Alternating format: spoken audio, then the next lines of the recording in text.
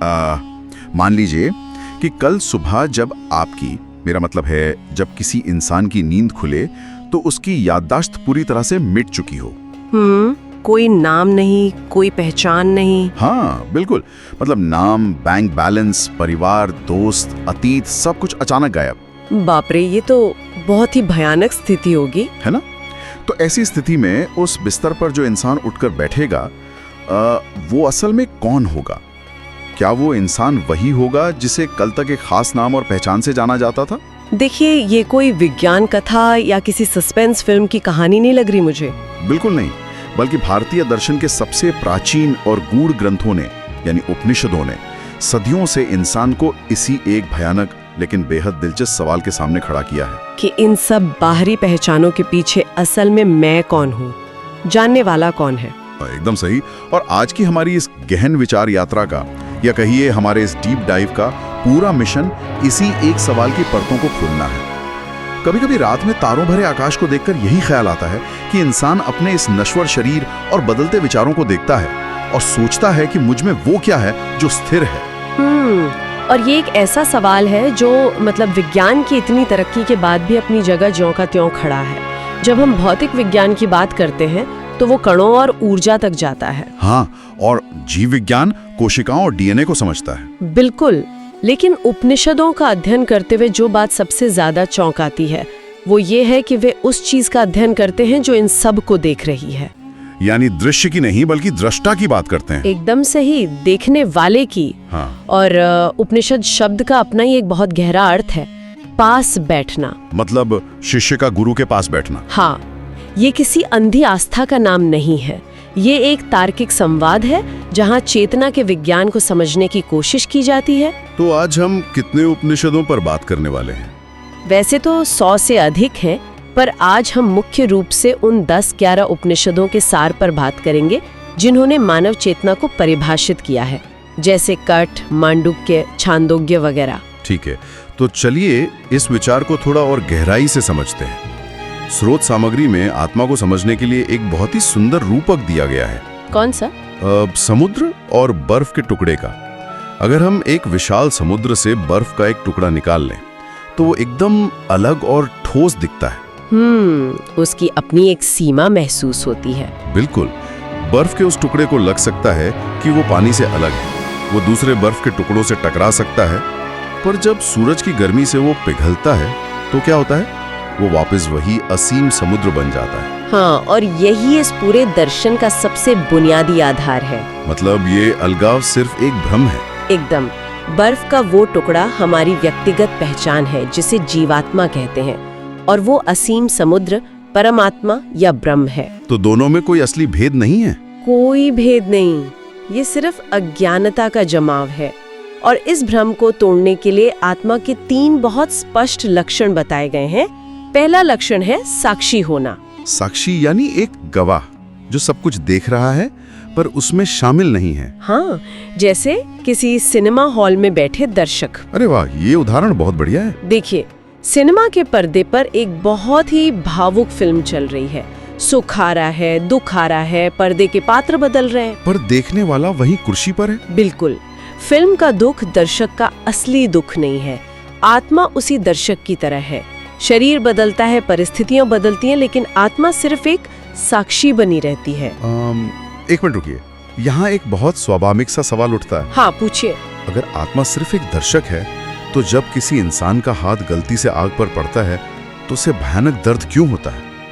क्या वो दर्द भी सिर्फ पर्दे पर चल रही फिल्म है? दर्द तो मतलब बहुत असली लगता है ना। ये एक बहुत ही तार्किक सवाल है। इसे ऐसे समझिए कि दर्द का अनुभव आखिर हो कहाँ रहा है? शरीर में। हाँ, जब हाथ चलता है तो तंत्रिका तंत्र एक संकेत दिमाग तक भेजता है। मन उस दर्द को महसूस कर रहा है। तो आत्मा क्या कर रही है? चेतना केवल इस बात को जान रही है कि मन दर्द महसूस कर रहा है। अच्छा, मतलब वो सिर्फ जानती है। हाँ, जैसे कमरे में अगर कोई लड़ाई हो रही हो तो बल्ब की रोशनी उस लड़ाई को दिखाती जरूर है, पर बल्ब खुद घायल नहीं होता। ये तो बहुत ही स्पष्ट हो गया। और यही आत्मा का दूसरा लक्षण है, निर्लिप्त होना। यानी कीचड़ में खिले कमल की तरह, जो रहता कीचड़ में है पर उस पर कीचड़ लगता नहीं। जैसे कमल के पत्ते पर पानी की बूंद, पाप पुण्य मन पर प्रभाव डालते हैं, शुद्ध चेतना अछूती रहती है। और तीसरा लक्षण क्या है? तीसरा है अभिन्न होना, यानी बिना किसी बंटवारे के। जैसे समुद्र की लहरें जो ऊपर से अलग दिखती हैं पर अंदर से पानी है। बिल्कुल, गहराई में सब एक ही है।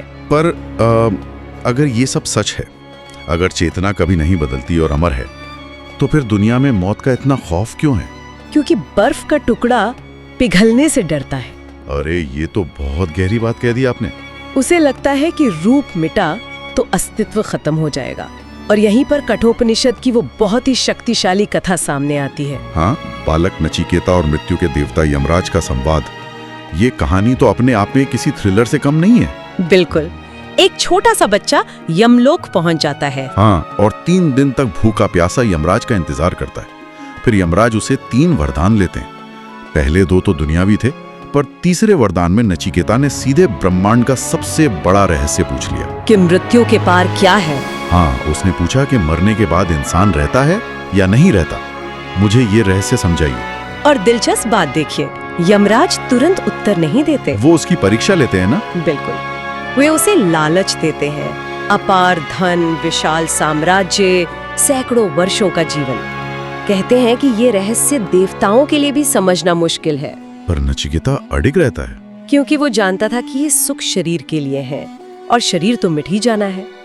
जब यमराज देखते हैं कि ये बालक नहीं फंस रहा, तब वे ज्ञान देते हैं। तो इसका दार्शनिक मतलब क्या है? यमराज ने उसे क्या समझाया? वे इंसान के सामने 2 रास्तों की बात करते हैं, श्रेय और प्रेय। श्रेय यानी क्या? श्रेय वह है जो वास्तव में आत्मा के लिए अच्छा है, जो सत्य है। और प्रेय वह है जो सिर्फ सुखद या आकर्षक लगता है। मतलब जो बस इंद्रियों को मजा दे। हाँ, अज्ञानी लोग प्रेय को चुनते हैं। वे इस नश्वर शरीर को ही अपनी पहचान मान लेते हैं और इसलिए हमेशा मृत्यु के भय में जीते हैं। क्योंकि उन्हें लगता है कि घड़ा फूटा तो अंदर का आकाश भी खत्म हो गया। एकदम सटीक बात। लेकिन जो ज्ञानी है वो जान लेता है कि आत्मा का शरीर से वही रिश्ता है जो इंसान का अपने कपड़ों से है। हाँ, जैसे कपड़े बदलना। यमराज स्पष्ट करते हैं, न जायते म्रियते वा, यानी ये आत्मा न जन्म लेती है न मरती है, ये शाश्वत है। मृत्यु के बाद का रहस्य तो चलिए समझ आता है, लेकिन एक बहुत ही गहरा सवाल हमारी रोजमर्रा की जिंदगी से भी जुड़ा है। कौन सा सवाल? स्रोत में इस पर बहुत जोर दिया गया है। हम हर रात सोते हैं। अक्सर लोग सुबह उठकर कहते हैं, वाह क्या गहरी नींद थी, मुझे तो दुनिया का कोई होश ही नहीं था। हाँ, ऐसा तो हम सब कहते हैं। तो सोचने वाली बात यह है कि अगर इंसान को कुछ होश ही नहीं था, कोई सपने भी नहीं थे, तो सुबह उठकर ये बात बता कौन रहा है कि नींद बहुत अच्छी थी? ये बहुत ही शानदार सवाल है। वो मैं कौन है जिसने उस बिना सपनों वाली नींद को भी महसूस किया? इसे सुलझाने के लिए मांडूक्य उपनिषद चेतना का एक पूरा मानचित्र देता है। वो बताता है कि चेतना 4 अवस्थाओं से गुजरती है। अच्छा, 4 अवस्थाएं। पहली कौन सी है? पहली है जागृत, जिसे वैश्वानर कहा गया है। ये वह स्थिति है जब हम जाग रहे होते हैं, जैसे अभी हम बात कर रहे हैं। हाँ, इंद्रियां सक्रिय हैं। दूसरी अवस्था है स्वप्न, यानी तेजस। मतलब जब हम सपने देख रहे होते हैं, बाहरी दुनिया कट जाती है पर अंदर एक नई दुनिया बन जाती है। एकदम सही। शरीर बिस्तर पर है लेकिन मन पहाड़ों पर घूम रहा है। और तीसरी अवस्था? तीसरी है सुषुप्ति, यानी गहरी नींद। इसे प्राज्ञ कहा गया है। जहाँ कोई सपना नहीं होता। कोई सपना नहीं, कोई इच्छा नहीं, कोई डर नहीं। चेतना एकदम अव्यक्त होती है, लेकिन ये कोई खालीपन नहीं है, ये एक गहरा शांतिपूर्ण आनंद है। और इसी का अनुभव करके कोई कहता है कि नींद बहुत अच्छी थी, पर अगर मन सो गया था तो ये अनुभव किसने किया? यहीं पर चौथी अवस्था आती है, तूर्य, जिसका अर्थ ही है चौथा। तो ये कोई नई अवस्था है? नहीं, ये शुद्ध चैतन्य है जो पहली तीनों अवस्थाओं का साक्षी है।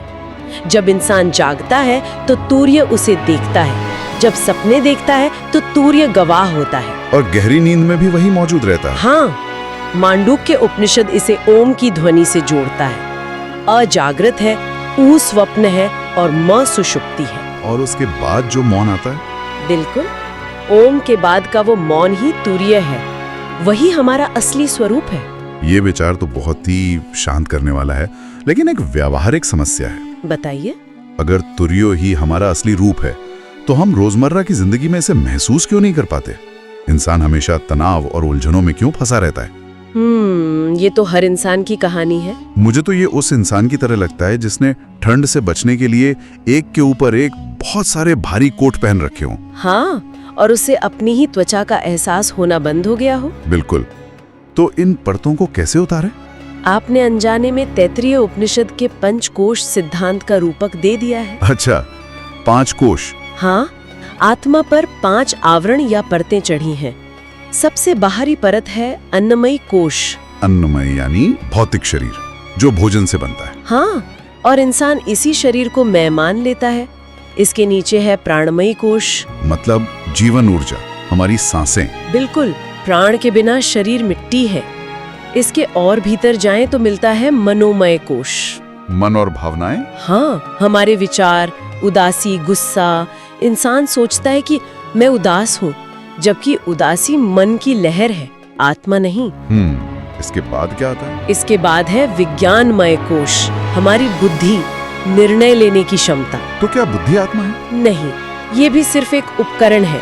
और सबसे भीतरी परत है आनंदमय कोश, जो गहरी नींद के आनंद से जुड़ा है। तो आत्मा इन 5 के पार है? हाँ, इन 5 भारी कोटों के पार।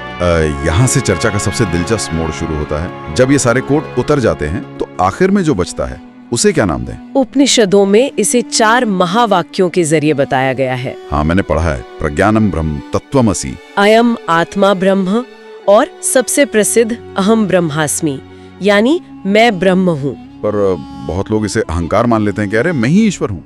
देखिए, ये अहंकार नहीं है, यह अहंकार का विसर्जन है। विसर्जन कैसे?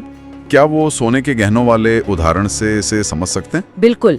सोने का एक कंगन अगर खुद को सिर्फ कंगन मानेगा तो उसे टूटने का डर रहेगा। पर अगर वो जान ले कि वो सोना है तो उसे कोई डर नहीं रहेगा। एकदम सही। कंगन का सोना हो जाना ही अहम ब्रह्मास्मि है, विराट में विलीन हो जाना। और बृहदारण्यक उपनिषद में महर्षि याज्ञवल्क्य का नेति नेति सिद्धांत भी तो है। हाँ, ये नहीं, ये भी नहीं। क्योंकि आत्मा को शब्दों में नहीं बांधा जा सकता ना। बिल्कुल। जो आंखों से दिखे वो आत्मा नहीं, जो कानों से सुनाई दे वो आत्मा नहीं। सारी परतों को नकारने के बाद जो साक्षी बचता है वही तुम हो। ये सब सुनना बहुत रोमांचक लगता है, पर इसे एक वास्तविक अनुभव में कैसे बदलें? स्रोत सामग्री में इसके 3 व्यवहारिक चरण बताए गए हैं: श्रवण, मनन और निधिध्यासन। श्रवण यानी सुनना। हाँ, एकाग्रता से सुनना।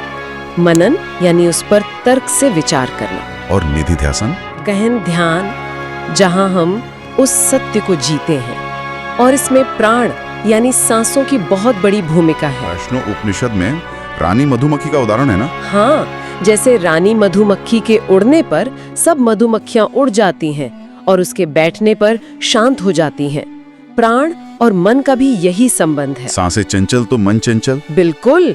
श्वेताश्वतर उपनिषद इसी पर प्राणायाम और ध्यान पे जोर देता है।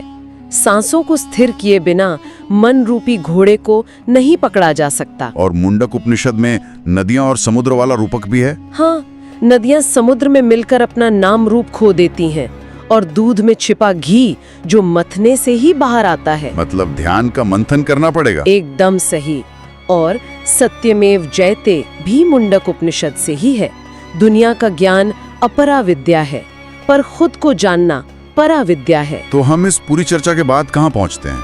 इंसान शरीर को मैं मानने की भूल से शुरू करता है और परतों को खोलते हुए अहम ब्रह्मास्मि तक पहुँचता है। नजरिया ही बदल दे। क्या बात है। अगर हम सब सचमुच एक ही विशाल समुद्र की लहरें हैं, एक ही चेतना के अलग अलग रूप हैं, तो इसका मतलब है कि जब हम किसी से ईर्ष्या करते हैं या किसी को नुकसान पहुंचाते हैं तो हम सिर्फ खुद को नुकसान पहुंचा रहे होते हैं। ये तो बहुत ही क्रांतिकारी विचार है ना?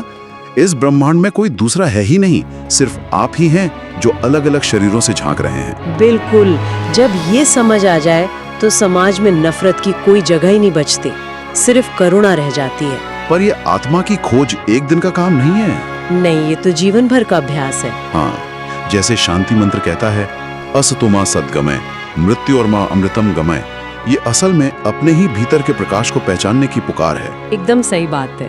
तो अगली बार जब रात के अंधेरे में तारों भरे आकाश को देखें तो याद रखें कि जो उन तारों को देख रहा है वो शरीर नहीं, शाश्वत चेतना है। इसी विचार के साथ आज की इस गहन विचार यात्रा को यहीं विराम देते हैं।